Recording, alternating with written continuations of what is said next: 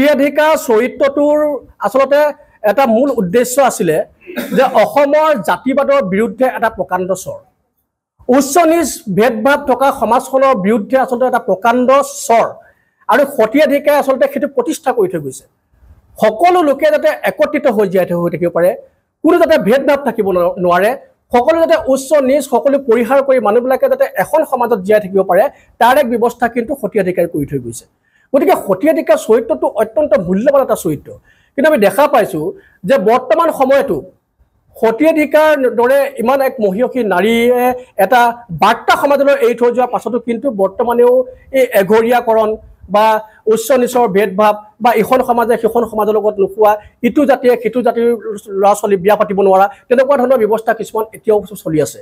এই ব্যৱস্থাবিলাক নোহোৱা কৰিব লাগিব, আৰু তাৰ কাৰণে কিন্তু মহাসতীৰ অধিকাৰ প্ৰতিষ্ঠা কৰিব লাগিব। আৰু তেওঁ যদি প্ৰতিষ্ঠা কৰিব পাৰোঁ, তেওঁৰ আদৰ্শক যদি প্ৰতিষ্ঠা কৰিব পাৰোঁ, নিশ্চিতভাৱে এইবিলাক দূৰ হ'ব।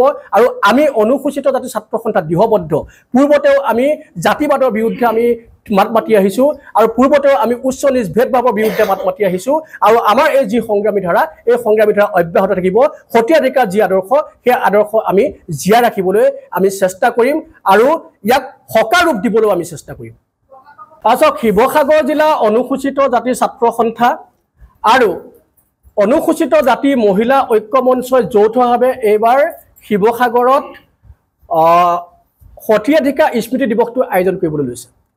আৰু এই সতীয়াধিকাৰ স্মৃতি দিৱসটো যিহেতু আয়োজন কৰিবলৈ লৈছে, সমগ্ৰ অসমবাসী ৰাইজৰ সহায় সহযোগিতাৰ প্ৰয়োজন আছে, আৰু সেইকাৰণে আপোনালোকক সংবাদ মাধ্যমৰ জৰিয়তে আমি সমগ্ৰ অসমবাসী ৰাইজলৈ এই বাৰ্তাটো পঠিয়াব বিচাৰিছোঁ। আৰু ইয়াৰ লগতে আমি ক'ব খুজিছোঁ যে এদিনীয়া কাৰ্যসূচীৰে শিৱসাগৰৰ বৰ্ডিং খেলপথাৰত অহা 12 মে' তাৰিখে যি সতীয়াধিকাৰ স্মৃতি দিৱস আয়োজিত হ'ব, এই সতীয়াধিকাৰ স্মৃতি দিৱসটো যদিও এদিনীয়া কাৰ্যসূচী আয়োজন কৰা হৈছে, ইয়াৰ পৰিসৰটো কিন্তু অত্যন্ত বহল, আৰু ইয়াৰ যি প্ৰভাৱ, এই প্ৰভাৱ যাতে চিৰদিনৰ কাৰণে থাকে, তাৰ এক চিন্তা চৰ্চা এই উদ্যোক্তাসকলে গ্ৰহণ কৰিছে। তেওঁলোকে কেইবাদফীয়া দাবী চৰকাৰৰ ওচৰত আচলতে প্ৰতিষ্ঠা কৰিব খুজিছে বা চৰকাৰক আগবঢ়াব খুজিছে।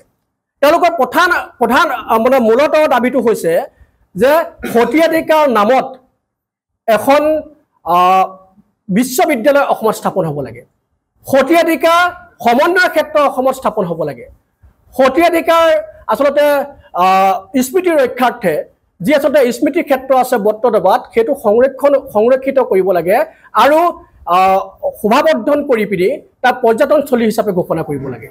আৰু ইয়াৰ লগতে দীঘলী পুখুৰীৰ পাৰত যি আচলতে সতীয়াধিকাৰ উদ্যান আছিল, সেই উদ্যানখন ইতিমধ্যে চৰকাৰে ভাঙি পেলাইছে। সেই সতীয়াধিকাৰ উদ্যানখন পুনৰ নিৰ্মাণৰ ব্যৱস্থা গ্ৰহণ কৰিব লাগে। এনেকুৱা ধৰণৰ বহুকেইটা দাবী আচলতে তেওঁলোকে লৈ এই যি অনুষ্ঠান, এই অনুষ্ঠানটো আয়োজন কৰিব খুজিছে। আৰু ইয়াৰ লগতে আমি জনাব বিচাৰিছোঁ যে অসমৰ বিভিন্ন ক্ষেত্ৰৰ বিভিন্নজন স্বনামধন্য ব্যক্তিয়ে এই অনুষ্ঠানটোত অংশগ্ৰহণ কৰিব। 1 লাখ লোকৰ সমাগমেৰে এই অনুষ্ঠানটো আয়োজন কৰাৰ আচলতে তেওঁলোকে এক উদ্দেশ্য হাতত লৈছে। আৰু ইয়াৰ লগতে সতীয়াধিকাৰক যাতে অসমৰ মানস পটত অসমৰ এটা মূল্যৱান চৰিত্ৰ হিচাপে তেওঁলোকে প্ৰতিষ্ঠা কৰিব পাৰে, তাৰ এক ব্যৱস্থা তেওঁলোকে গ্ৰহণ কৰিছে। আৰু লগতে চৰকাৰৰ ওচৰত এইটোও দাবী থাকিব যে চৰকাৰে প্ৰতি বছৰে চৰকাৰীভাৱে মহাসতীয়াধিকাৰ উৎসৱটি তেওঁলোকে আয়োজন কৰিব।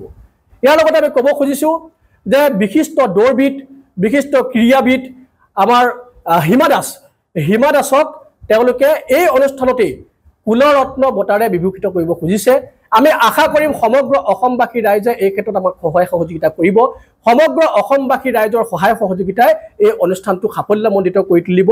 গতিকে সকলো আহক 12 মে' তাৰিখে শিৱসাগৰৰ বৰ্ডিং খেলপথাৰলৈ, আৰু তাত আহি এই অনুষ্ঠানটোত অংশগ্ৰহণ কৰি আমাৰ অনুষ্ঠানটোক সাফল্যমণ্ডিত হোৱাত সহায় কৰক।